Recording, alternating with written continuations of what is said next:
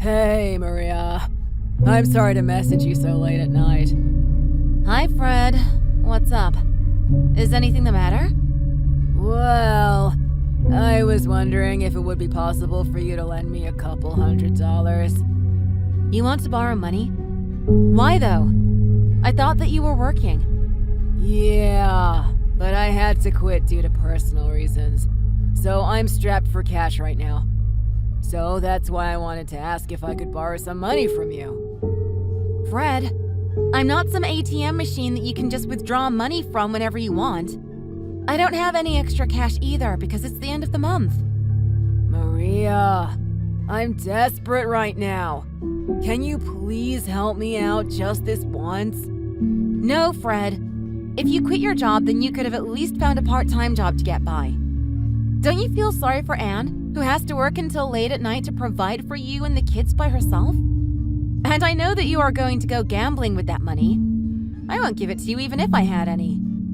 Oh, Maria, please save me your nagging. You could have just simply ended it at no. Fine, I won't ask again.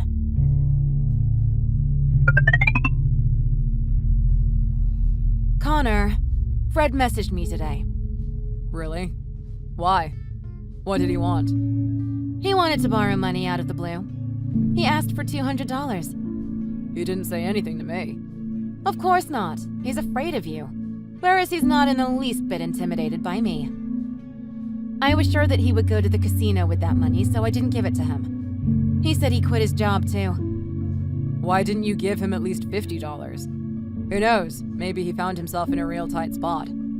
I think he's tricked us more than a few times already. If it had been Anne, I wouldn't have thought twice about it. But with Fred, I just can't, knowing full well his past history. I think you're being way too hard on him. It's not like he's a bad kid at heart.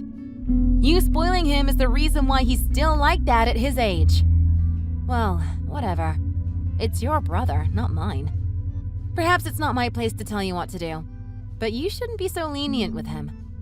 Okay. Just don't get angry, all right? I'm not angry, just frustrated, that's all. He's turning 30 soon, and I don't know how long he's going to be living like that. I'm sure he will take care of himself enough to get by. Let's not worry ourselves too much about him. We can live our lives and he can live his. Anne is there by his side, so what's the fret? Fine. Yeah, you're right.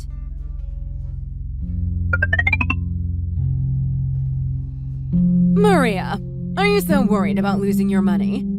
Or you think that you can treat Fred like some kind of loser just because you have a higher salary than him? Karen, what are you saying? What do you mean that I'm worried about losing my money? And when did I treat Fred like a loser? I heard that Fred asked you if he could borrow just $200, and you turned him down, saying that he would use that money to gamble anyway. Unbelievable. Well, I think that I had a valid point there. And plus, it's the end of the month right now. We're a little strained too. We need to pay for the insurance and the utilities, not to mention our phone bills and credit card payments. We also need to put some money into our savings account. And all of that put together is over $1,000. Even if $200 doesn't seem like a lot, it's not a small amount either. Wow. I know that you two earn more than $5,000 a month put together, and still you're being so petty with something like a mere couple hundred. Just admit that you think it's a waste of money to give to your own brother-in-law. It's not like Fred and Anne get paid a lot, and with the kids, they barely have enough to spend it on themselves. If things are hard for them, you could help them out. But no. Instead, you choose to question him about his motives and accuse him of gambling with it instead. Karen, this is not the first time that he's done this. Before, he told me that he didn't even have money for baby formula and diapers. So I sent him $500 for living expenses, but then he used it all up on online poker games. Don't you remember? That was such a long time ago, and yet you still bring it up. Anyway, the situation has changed now. Things are different from before. It could be the same, though. How can you really know? Well, you are a cold-hearted person if I ever met one in my life, Maria. Not even able to spare 1 cent for your husband's brother. I personally believe that you should be very clear-headed about money matters. So I don't think I will be lending money to Fred in the future either. Fine! Do what you like. Such a stone-cold Scrooge. Well, Scrooge actually becomes generous at the end of the story. Are you playing word games with me now? No, not at all. Talking with you just raises my blood pressure. Never mind. Just forget it.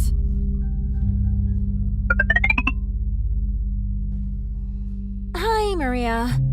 Can I talk to you for a second? Hey, Anne. Of course. I'm free right now. What's the matter? I'm so sorry, Maria, but I can't hold on any longer. What are you saying right now, Anne? Is something wrong? Where are you? I'm going to ask for divorce. I can't live with that piece of trash any longer. What? All of a sudden? What happened with you guys? That scumbag. He was seeing other women when I was working my bones off. Going to motels with them and stuff like that. He was doing all sorts of nasty things behind my back. Really? That photo of the handsy couple going into the motel. Is that really Fred? Yeah. I didn't want to believe it at first either, but I was just in denial because I didn't want to admit the truth. I don't think it's worth living such a crap life, to be honest. I married him without really knowing his true nature, but now that we've lived together, he can't hide it from me any longer. I was okay with raising 3 children from his previous relationships, and I was accepting it as my fate. I thought that if I raised them as my own, I would learn to love them like my own children. But I never imagined that he would go behind my back and betray me like this, Maria. And even though he swore to us that he quit gambling, he had been doing it all along secretly. Have you told Karen about all of this? No. You're the first person that I'm speaking about it to right now. I wanted to at least say thank you for all your help before I say goodbye. Well, I think you should tell Karen first. And then, of course, you will have to speak with Fred about it too. I don't think talking to either of them will change my mind about anything. But yes, I need to speak with them, so that I can file for divorce and do whatever else I need to do. Thanks for listening to me, Maria. It's nothing. I know that it must have been really hard for you to deal with this alone all this time. Just try not to think about it too much. Okay. Thanks, Maria. I hope that I didn't bother you too much while you were at work. No, don't worry. You didn't. Take care, Anne.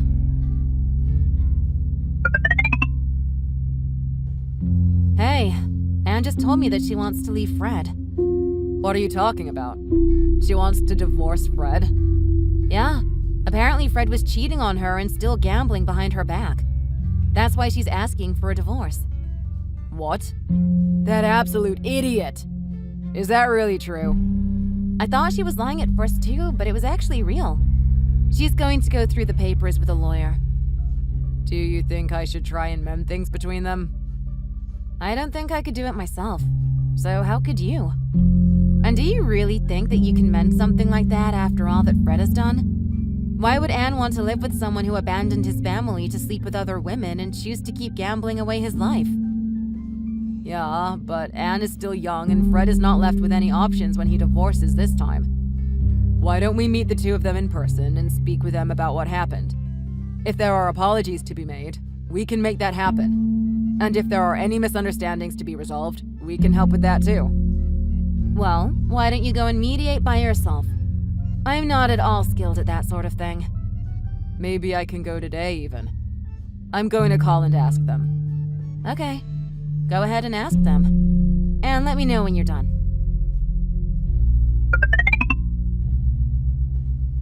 They're not responding to my messages at all. I thought that if they talked it out, things would get back to normal. See? I told you. It's not something that can be fixed at this point. How can you possibly live with someone like that? Well, I guess there's nothing more we can do. Oh, and by the way... Connor, I'm letting you know in advance. If you're going to talk about money issues, don't even try. No, it's not that. Maria, you like kids, right? Yes, I do like kids. Why? And we're not thinking of having any for the time being, right? Right. you trying to say exactly? Well, I was thinking maybe we can take Fred's kids and have them live with us. You can't be serious right now, right? What did you just write? Can you please repeat that? Maybe my eyes were playing tricks on me. I know that it seems like a lot to take on right now, but if they stay with Fred, it won't be good for anyone, least of all the children. Rather than letting them suffer, couldn't we take them in and hope for the best for everyone involved? I just can't understand at all what you're telling me right now. Why should we raise Fred's kids that are not even our own? Still, they're our niece and nephew. And you said you like kids too, didn't you? The baby twins are just 3 years old. They still need a motherly figure to love and care for them at their tender age. That is just unbelievable what you are telling me right now. Even if that may be true, you want us to take those kids in all of a sudden? Please get your head straight. Maybe you're not thinking clearly, and you think if what you're asking is even possible since both of us happen to be working at the moment. But we are not so well off financially to provide for 3 extra kids at our house. We're barely getting by ourselves. Maria, I never thought that you could be so cold-hearted. They're my brother's children. How could you say no without even any consideration at all? Oh, so you thought that I would say, yes, of course, I would love to? I absolutely agree with you. Was that the reaction that you expected from me? Yeah, I thought you of all people would be happy to help raise our nephews. I thought that you were just very strict about money issues, but I think that you are just lacking any sort of empathy. Oh, really? Well then, let me just ask you one question. That opinion of yours, is it solely yours alone? Or is this something that your mother, Anne, and Fred all agree on? You think it would be my opinion alone? It's what everybody thinks, Maria. Oh, so they all agreed that I have no empathy. Okay. Then I guess I can ask in front of everybody, right? Do whatever you want. I just hope that you don't embarrass yourself. Okay, well, since now it's too late in the evening already, I will ask them tomorrow, early in the morning. I'm going to the guest bedroom to sleep there because I don't really feel like sleeping next to you today.